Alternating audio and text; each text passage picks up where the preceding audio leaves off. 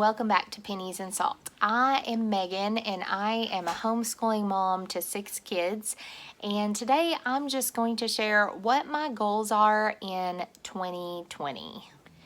So my friend Christy over on One Blessed Mess is actually our host today for this collaboration.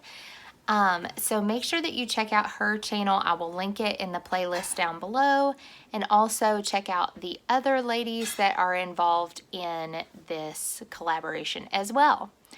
So as I said, I'm Megan and I have 6 children.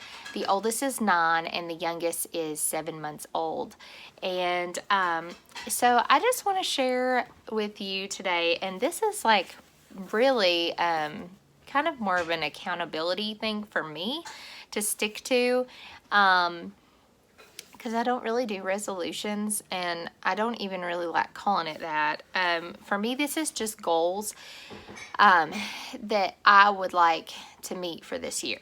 So a lot of them do involve our family because I am a mom of so many kids, and so I am just going to share those with you today. So okay, so the first thing that I wrote down is prayer.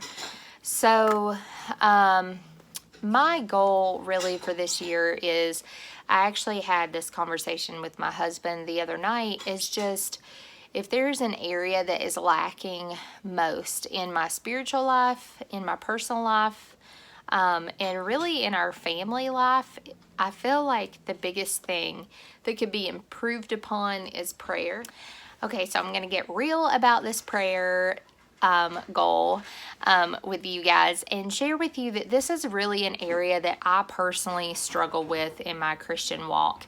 For me, it is something that over the past few months especially, I find it kind of embarrassing almost. And that's just because I know that it's wrong that I haven't really made it a focus.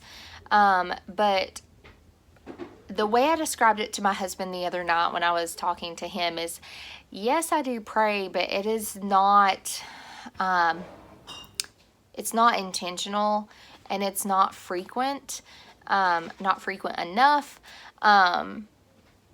And so the way I like to imagine it, I guess, is that when you work out, or if you don't work out, what happens to your muscles? When you work out, they get stronger. If you don't, then they can decline and even atrophy. And I almost feel like my prayer life is almost in a state of atrophy. And that is the picture just that I have in my mind of where that is right now, and that is not how I want things to be. So I've already done things in the past week that have already improved that. It's amazing how when we do recognize where we need to change and we do put those changes into effect, just how quickly we see that it is a change that we have been needing to make. And so one of the things that really convicted me on this was my husband and I have not been diligent about praying together. And it's something that I think is really important for spouses to do, is to pray together, especially because you're parenting together. You are one in the Lord together. And so prayer is something that should be focused upon in a relationship, a marital relationship. So that is not something that we have really been diligent about doing. And so just this week we have started praying together at night before we go to bed. And we both pray, and we both pray for different specific things, and already I feel such a difference, and I've seen such a difference in my own personal heart. And so anyway, so yes, so prayer is something that I really, really, really, more than anything, want to focus on this year. And my plan is to make some kind of pretty little letter writing thing to put up in my kitchen, because that is an area I'm in daily, to look at, that has these 4 words on it. So the first one is prayer. The second one is focus. And focus on prayer. But also just focusing on stewarding things well. And if you hear noise in the background, my amazing husband is doing the dishes right now, because he is awesome and totally appreciated. So if you hear that, that's what that is. So anyway, so the next one is focus. And I just wrote down some notes beside that on here. Focus on stewarding things well, on our family, on my children, on our homeschooling, our home, because I honestly haven't been diligent about even tasks around my home. I work a retail job part-time, just a few nights a week, and a lot of that had to do with the fact that I was working very late hours during the Christmas season.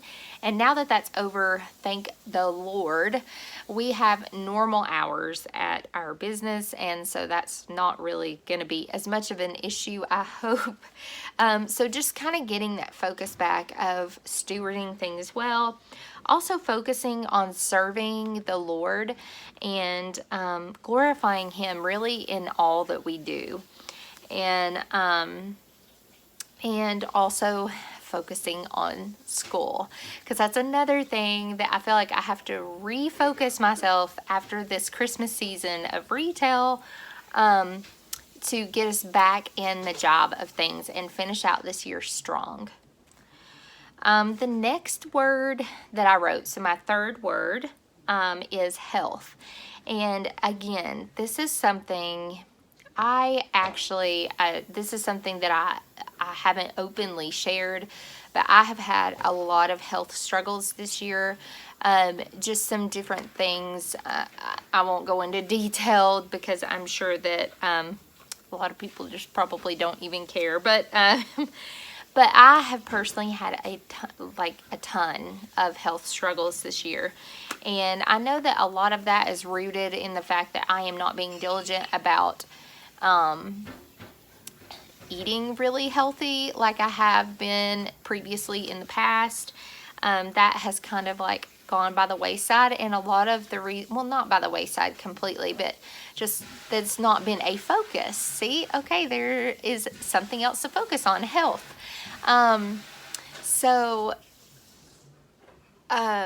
It's just not been something that I have been giving a lot of thought and importance to as much as I have in the past, and I can tell. And so I really want to get back into eating a lot more, mostly whole foods type diet. Not diet as in like weight loss diet. I don't do that. I'm all about we eat real foods, as much non-processed foods as possible. In the summer we have a garden, and we try to eat as much out of that as we can, and that's another part of my goals in here, which I'll share in a second. But also being more active, and I have on here under health that I have big garden plans, which I do. We have 2 small garden beds that are extremely productive, and we are super excited to be expanding those and planting more things and a bigger variety and larger amount of plants going in. And so I'm super, super excited. I'm already counting down to spring, when we can kind of get a start on that. I love gardening season. That's my favorite thing in the world, I think, to do. Probably more than cooking. So anyway, so the next thing is, well, my last and final word is fun. So we just want to have, well, our whole family just wants to have more fun. And we didn't get to go camping at all this summer because I had Noah in May, and it was just I didn't want to take a newborn camping. Plus, I was having really terrible health struggles this summer. That's when most of it happened. And so we want to go camping a lot more, just get out there, more active. I really want to go to the Ark Encounter because if you didn't know, they put out an article earlier this week that said that with a paying adult, all kids ages 10 and under are free. And so that means all of our kids are free. And I've been wanting to take the kids, but we haven't because of the price. So I'm super excited about that. And there's some great campgrounds around there. So maybe we'll turn that into a camping trip. And so yeah, and then just playing and exploring, and just again just focusing on being more intentional with my kids and just having fun. So those are our goals, my goals, whatever, our family goals for 2020. Last year my goals were reading goals, and I don't think that well, no, maybe I did. I think I may have missed one part of that reading goal. I'll have to look back at it. But anyway, so yeah, so that is, I cannot talk tonight. Anyway, that is my goals for 2020. I would love if you would share yours down below. Click that subscribe button, and I'll see you on a future video. Bye.